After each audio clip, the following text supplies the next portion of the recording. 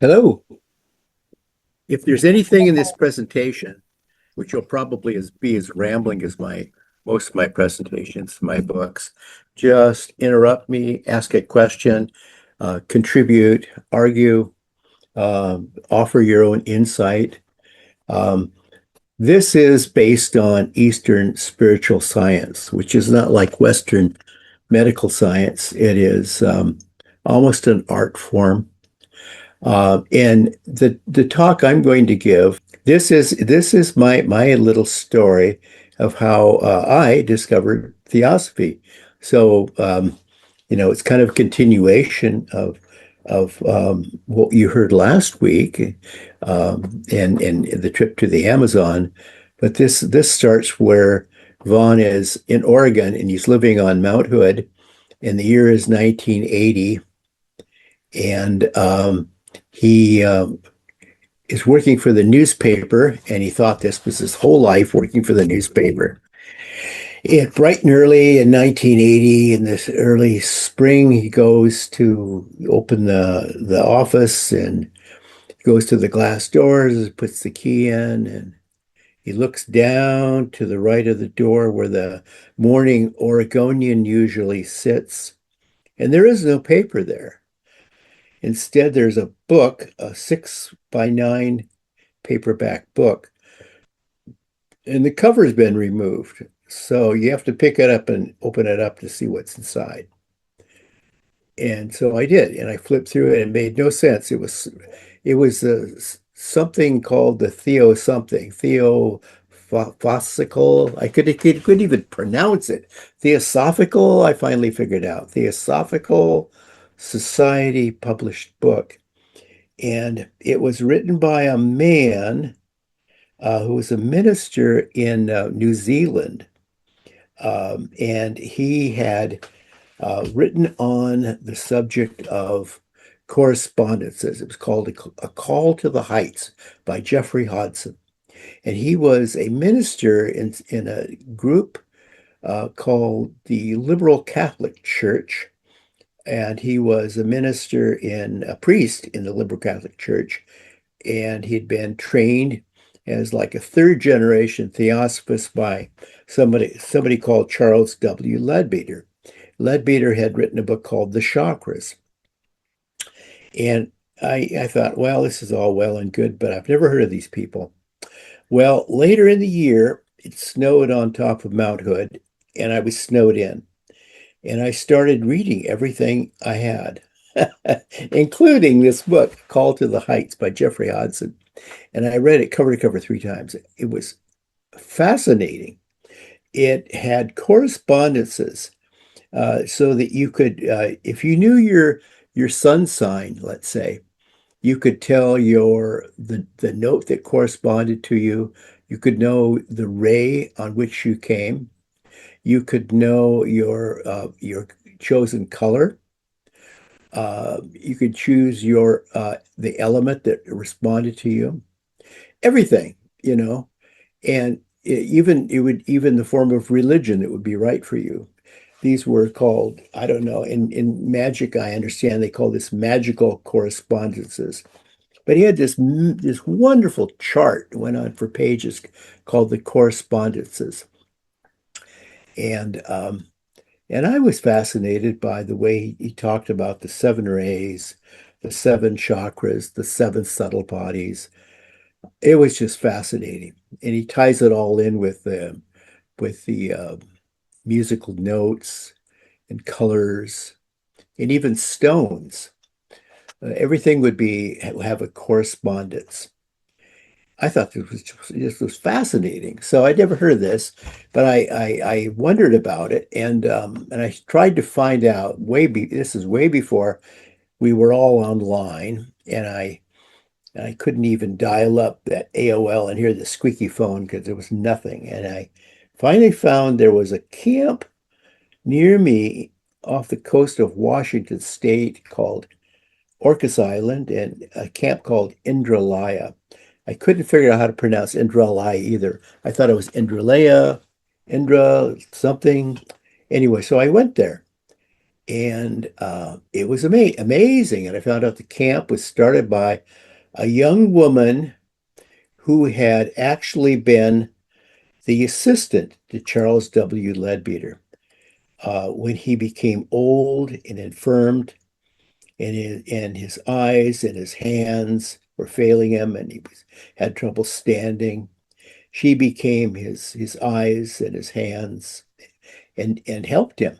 And she was a natural clairvoyant healer, and she was actually the foundation of Indralaya, the Theosophical Retreat Center on Orcas Island, a land donated for her to continue her work in healing. Uh, could we have the next slide? So flash forward. Here's Dora Van Gelder Kuntz. That's the gal.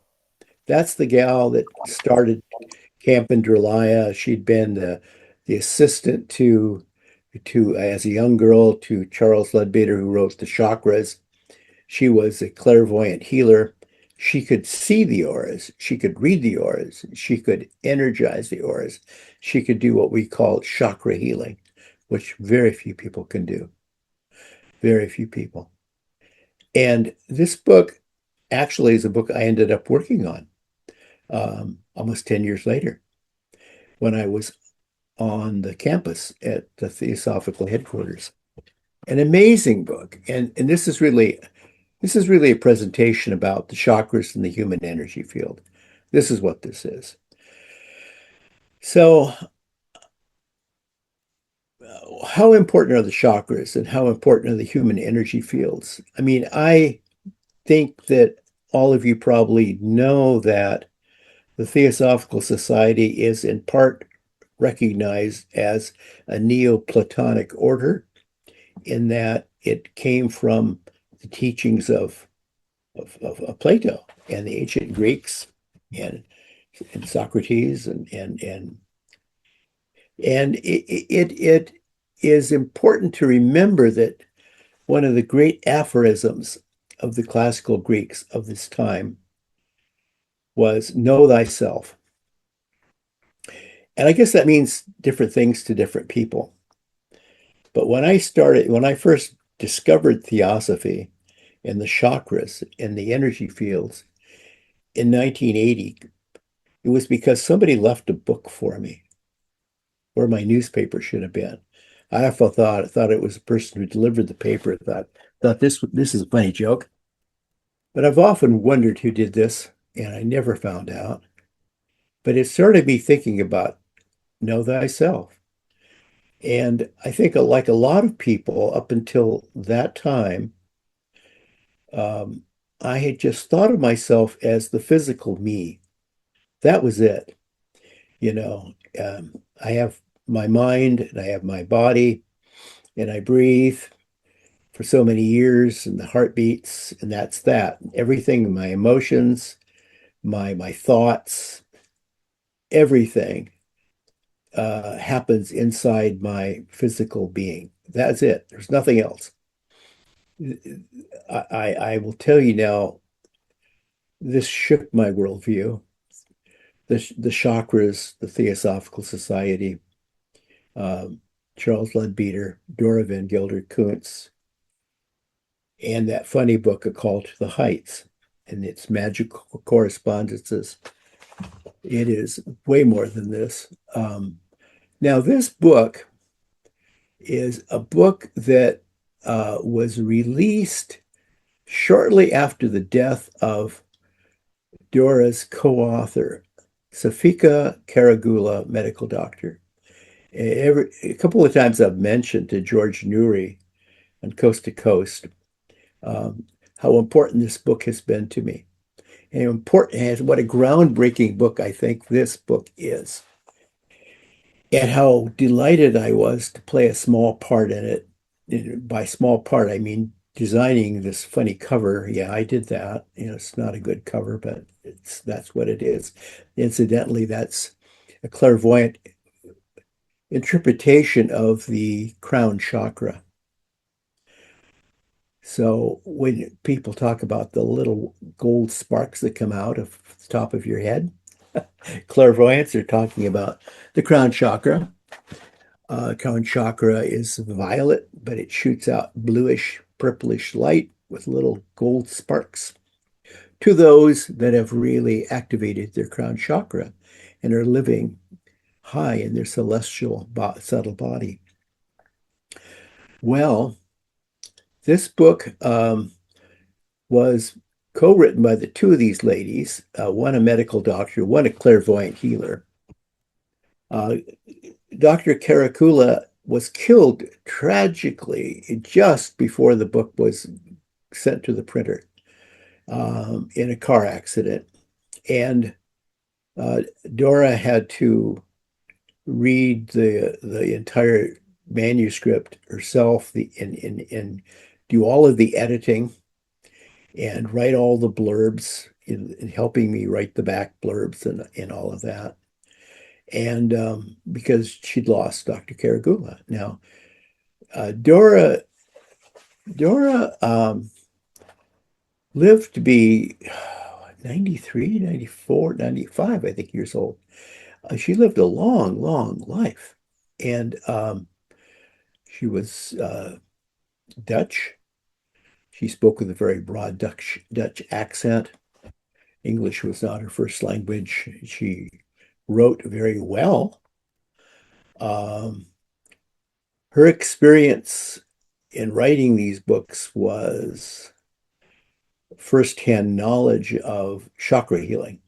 She actually would go into Chicago hospitals near the Theosophical headquarters in Wheaton, and she would confer on different patients that, frankly, they were stumped with, you know.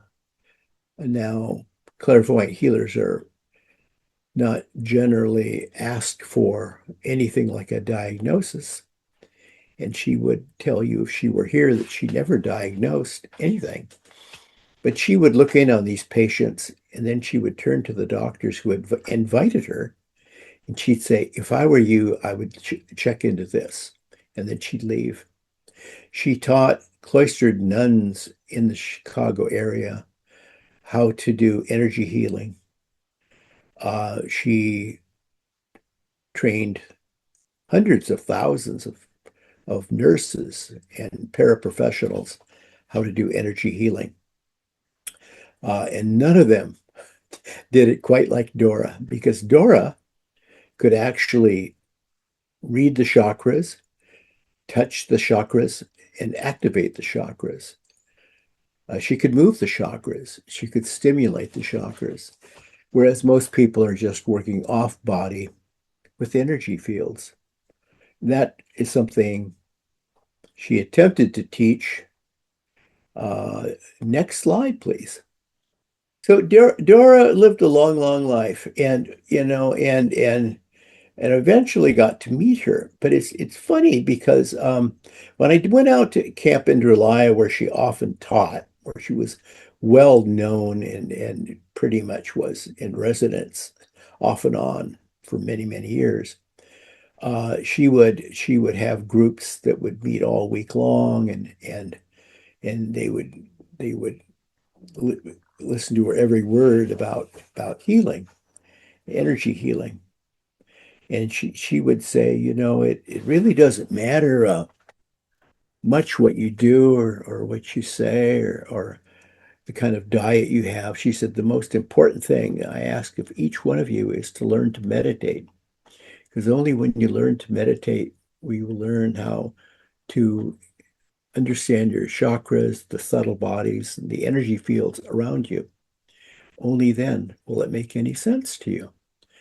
And she lived a long, long life, and she was very influential in teaching many people energy healing. And she did it without any pay, without any fame, without any real recognition, often working behind the scenes. So she worked a lot with this woman. Dolores Krieger, Dr. Krieger was, um, she ran a nursing school in New York City University, NYU, and for many years. And she was a nurse, okay? And when she met Dora, she was just a nurse, and she was very interested in Dora's work in energy healing because she was interested in energy healing. Well, Dora taught her everything she could.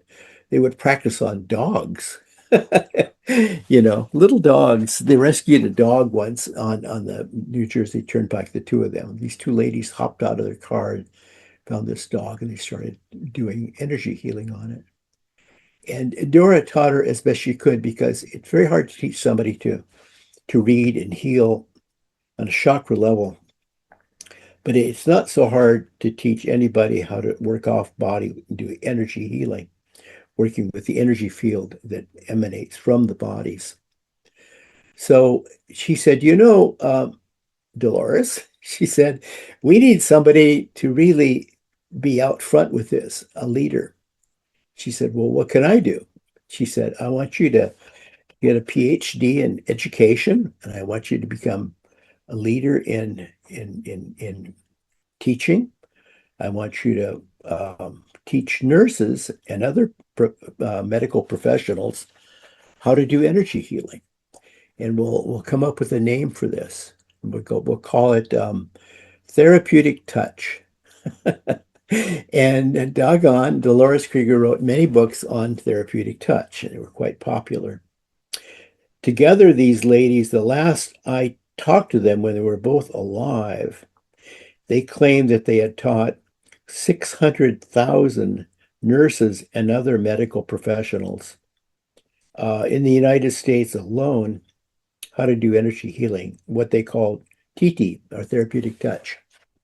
They would teach even people who worked in emergency rooms, emergency room nurses, how to stop bleeding, um, how to get the heart going in an emergency situation, just emergency uh, protocol that they could do and to simply write down on a pad, small t, small t. And so her TT nurses, TT nurses started teaching other nurses. And the number grew way beyond 600,000. And then they started actually going overseas and teaching. So I know that the two of them in their lifetime had taught more than 1 million people, and even a few people like me who were not medical people. Um, Now, when I was a journalist in Oregon, and I started reading all these books and going to Dora's camp in Relaya and learning about energy healing and therapeutic touch and the chakras, the chakra healing technique. Um, at that time, um, I didn't really know a whole lot about theosophy still. Wasn't a member. I just kept going to things, kept going to the camp. And then the last thing I did, I decided my life was going to change, and my life was just changing as I was learning all of this, finding out, you know, who I am and who we are and what life is all about. I just decided to change my life, and I left the newspaper. But the last thing I did at that newspaper was to give more than half of the building where we were, give it to a group called the Mount Hood Hospice Program. And the Mount Hood Hospice Program was run by a nurse, a registered nurse, who had gone to Camp Indralaya, gone through a series of training programs with Dora Van Gelder Kuntz, and learned to do therapeutic touch. And doggone, she taught everybody else in that program, mostly volunteers, how to go to people's homes and do therapeutic touch on people who were, you know, dying, were sick.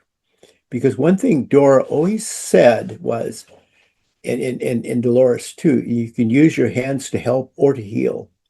You know, you can't always heal, but you can't always help. And so, you know, you could reduce the pain, you could take the pain away. And so at that time, hospice was very new. I know that there was a group of nuns started by the sister of Nathaniel Hawthorne called the Hawthorns. Rose Hawthorne, his sister, um, was in New York, and she and another woman, it's kind of like the Dora Dolores story. Um, she and this other woman in New York decided they would get a little apartment flat in New York City, and they would care for somebody who was dying, and they provided this care. And then that person died, and then you know the word spread, and they had somebody else, and they had somebody else, and somebody else, and it got bigger, and they had more than one person, and then they thought, how are we going to do? And they started a program called the Hawthorns, and they started these hospice programs all over the country. But in early 1980s, there still weren't a lot of hospice programs. So the Mount Hood Hospice program was kind of a new thing, and the way of dealing with people and reaching out to them in their subtle bodies and stimulating the energy field to help or to heal was a whole new thing, and it was a wonderful thing, you know. And that is still going, not with the same people, but it's still going. And they're still going because one Dora Van Gelder Kuntz, who eventually became the national president of the Theosophical Society. And when she, you know, then I started working with her.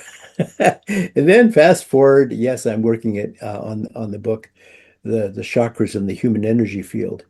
Now, the book, The Chakras in the Human Energy Field, was groundbreaking because before we talked, you know, there was discussion of the seven chakras, you know, and, you know, the root chakra, the sacral chakra, the solar plexus chakra, the heart chakra, the throat chakra, the third eye or brow chakra, the crown chakra. So then you know, there was also the study of the subtle bodies and the energy field and the energy that was emitted from the subtle bodies is often called auras.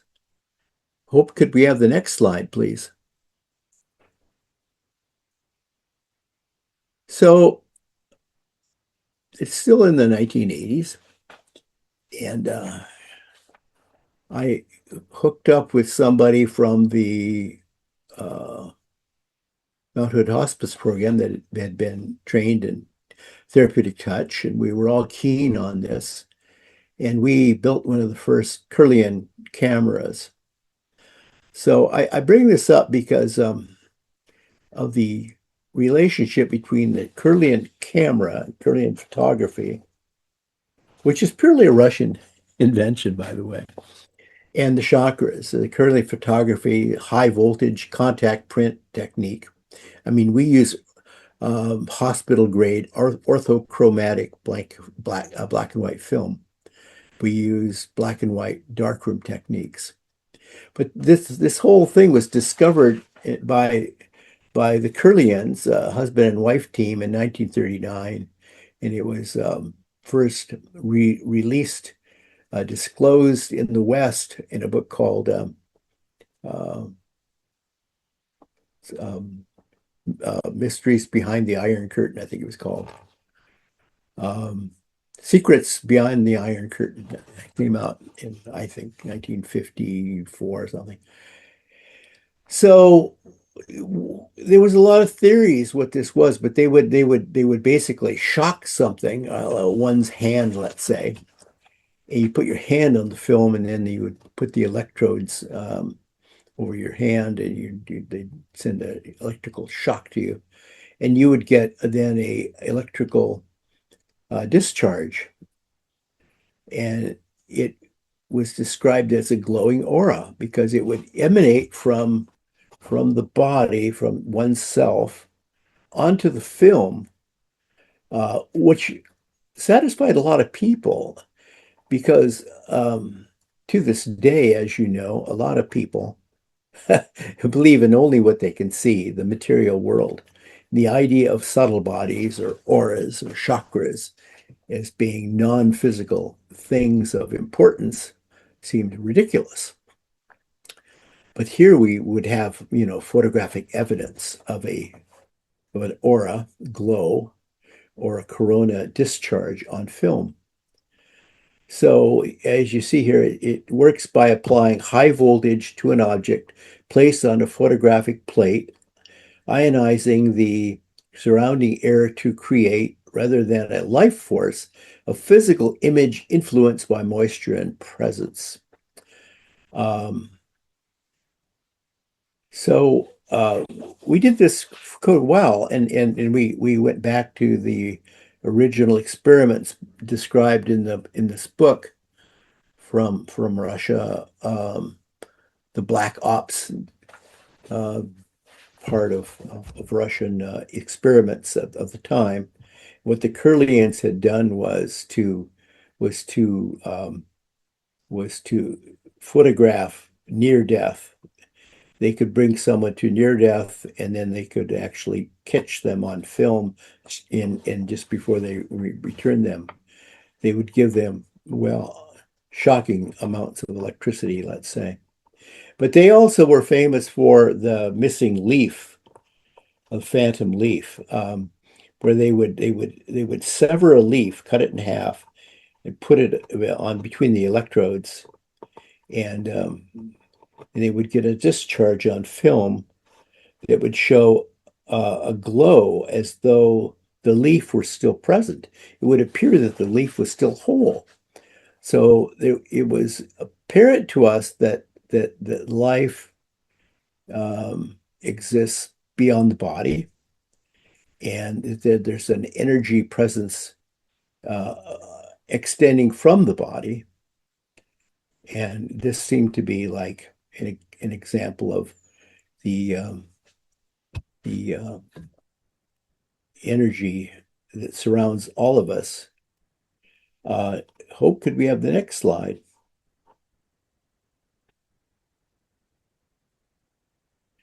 So back to Mr. Leadbeater and everyone else who's written on the seven chakras.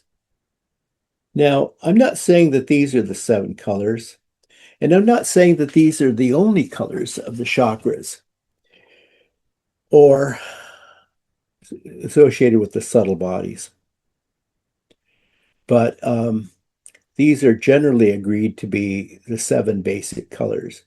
And these are the colors of the rainbow, if you think about it, it's the prismatic effect of light, as it bends to the earth, and you see this arch in the sky, and you see a rainbow. And you see, like, on the left, you see the red, and then you see the orange, and then you see the yellow, and then you see the green, and then you see the blue, and then you see violet, indigo, and violet. And these are generally agreed to be the seven colors.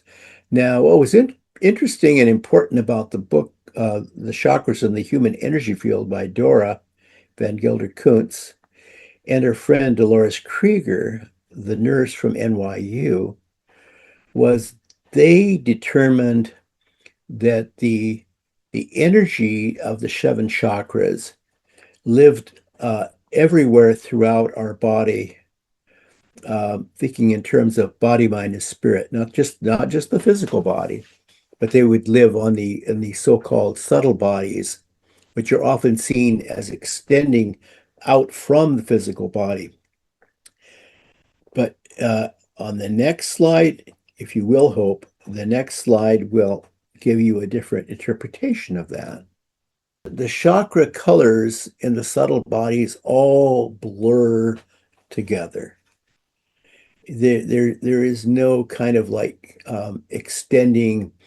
I mean, we tend to think of things in a linear fashion, like closest the physical body, and then going outward, your emotional body, your mental body, your causal body, and then the spiritual bodies, all the way out to the celestial body or the God essence. And we tend to think of these things extending out from the body outward. And this is, I think, an unfortunate uh, result of our being linear thinkers. I mean, we tend to think of everything in material form as starting here and going somewhere else. I mean, uh, Jacob's ladder, the idea that you could build a ladder, and the higher you went, the closer you went to divinity, right? Monks would be on hilltops to be closer to God, right? So, higher up is better. But I think what I'm trying to say is the chakras, they all work together. And in the subtle bodies, which are all stimulated by the chakras, all work together in harmony. But back to my friend from New Zealand in A Call to the Heights. In his magical correspondences, we now know, and we've been able to prove scientifically, that the chakras all correspond to musical notes. Isn't this interesting? In terms of frequency. Now, the following slides show each of the 7 chakras and their corresponding notes and the frequency using both tuning systems, the 440 megahertz and the 432. Now, the root chakra, I won't try to pronounce the Sanskrit word. I'll probably get it wrong and make some of you upset. This is normally seen as red, right? And it's at the base of the spine, right? And its attributes are grounding, security, stability. And it corresponds to the musical note C, both with a frequency of 262. And it gets higher. That's a low frequency. Next slide, please, Hope.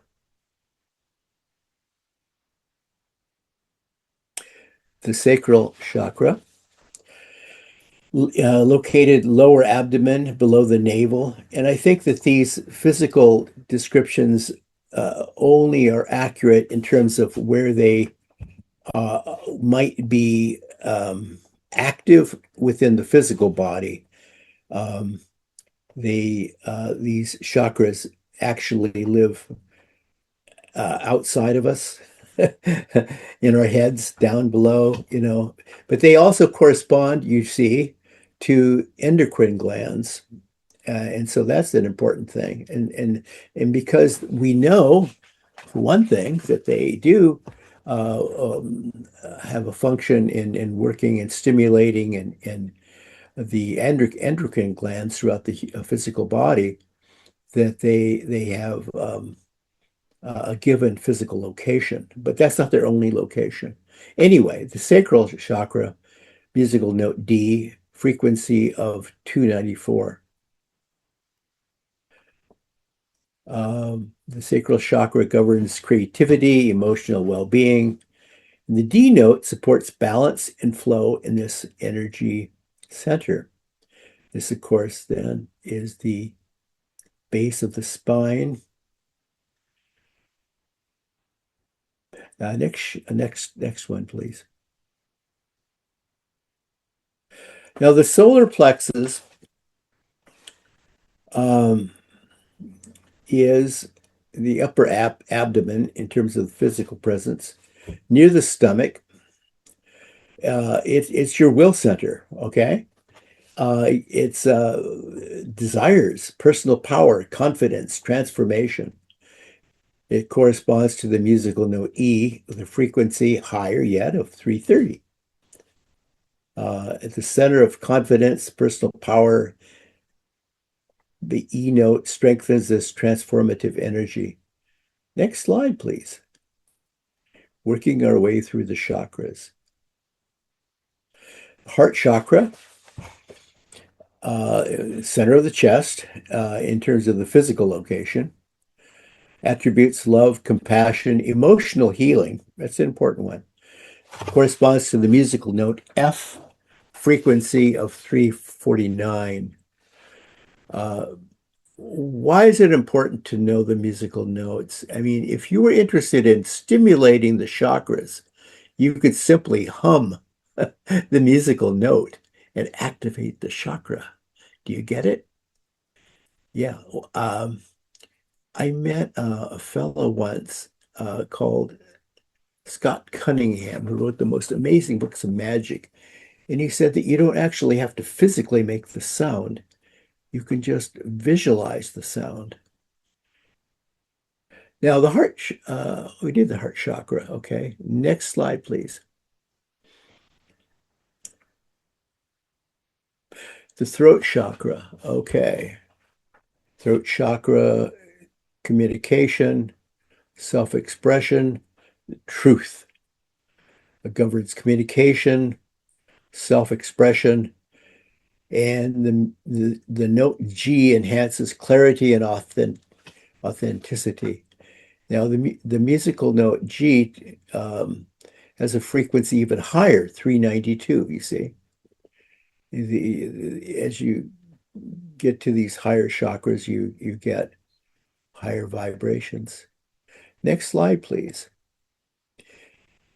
Now, the third eye, or the brow chakra, is generally considered, physically speaking, and located in the forehead between the eyebrows. Corresponds to the musical note A with a frequency pretty high of 440, see? And attributes intuition, insight, higher consciousness, also spiritual insight. Vibrating at the note A heightens perception and awareness. So you see, you can simply play the note A. You could hum the note A. If you have a recorder, you could play the note A, or you can just visualize it. Next slide, please. Now the crown chakra. Physically speaking, at the top of the head. Attributes spiritual connection, enlightenment, and unity. Corresponds to the musical note B. Frequency, very high frequency of 494. Crown chakra connects us to universal energy and higher states of consciousness. The note B supports spiritual enlightenment and connection. It is our connection to the divine. Remember, in terms of Eastern spiritual science, the concept in yoga is unity with the divine. As above, so below. Okay, next slide, please. Now you can see that there are various stones that correspond also, magically correspond in terms of transformation, magically correspond to the 7 chakras. Now, what I would like you to note is that generally speaking, the color of the stone matches up with the color of the chakra. So if you don't really have to study all the known stones on Earth to know what stone corresponds to what chakra. It corresponds to the color, you see, of the chakra. And then you can lay these colored stones on the physical location of the chakra and that you want to stimulate. That is how chakra stone healing is done. Next slide, please. Now, here we go. I like this because it's just so simple, right? The subtle bodies, the subtle bodies. Okay, so you have at the bottom here, the physical body is at our core, right? The etheric body is next. And the question of what is the etheric body is generally described as a blueprint, an envelope, a thin envelope between the physical body and the outer spiritual bodies. An outer, I think we should put outer with parentheses around it because it's the our subtle bodies aren't necessarily having any physical location. They are non-physical things. Okay, we have to get beyond this material thinking. So the astral body, oh, the etheric body then is a blueprint to the physical body. It is a pass-through of the physical body to the subtle bodies that are beyond the physical body. It is also a blueprint to who you are. Um, Many people see that also as if you flash up to what would be the sixth diamond body, many people think that the diamond body is an etheric body as well. That is to say, it is your pass through from this realm to the celestial realm or the God realm. Okay. So a lot of this is theory. Um, just like the colors in their location is all theories, and you can't take them literally. You certainly shouldn't take them in terms of material location and hierarchy. They don't really envelop us like an onion. I used to always do these workshops, and I would say that our subtle bodies envelop us like an onion. Well, that's before I really read the chakras and human energy field.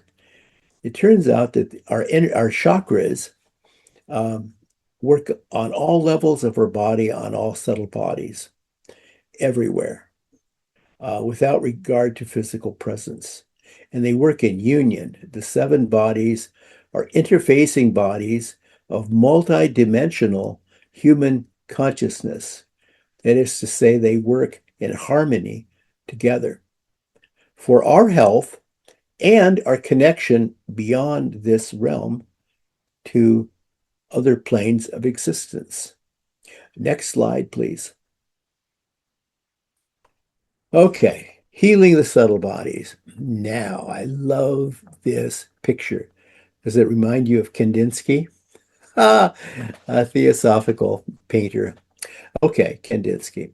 Here it is. We have deconstructed the chakras and the human energy field. We have deconstructed the subtle bodies.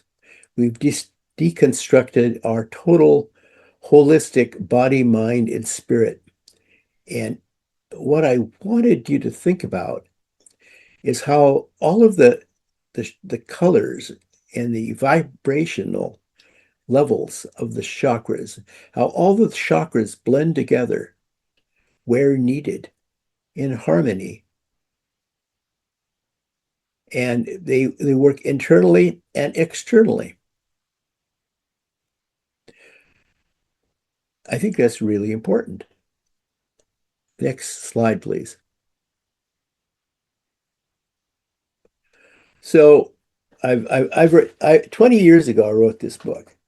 I wrote this book on color healing and chakra healing, and it's like, and it's like, well, it didn't do anything because the publisher went out of business immediately after I released the book. And I said, oh well. And so I got to thinking just a couple of years back about how much I love Dora and Dr. Karagula's book and how they took Leadbeater's book, The Chakras, and how they just took it to the limit, showing how the body, our human subtle bodies, and the and how they're empowered to work together in harmony within us as one subtle body, not not a physical body and subtle energy bodies, but as one subtle body, all working together in unison. Um, that the if you're going to have a ment, we have failings and illness that confront us on all levels, not simply physical.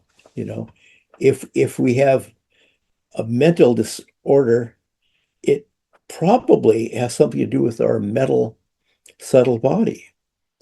It probably has something to do with the chakra levels, and in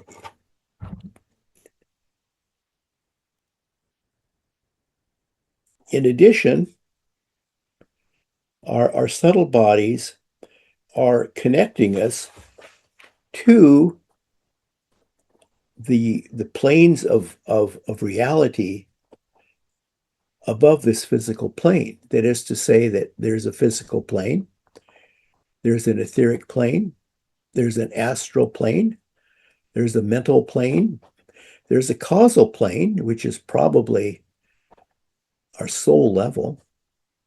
There's a diamond plane, which is often called the etheric template. And there's a celestial plane.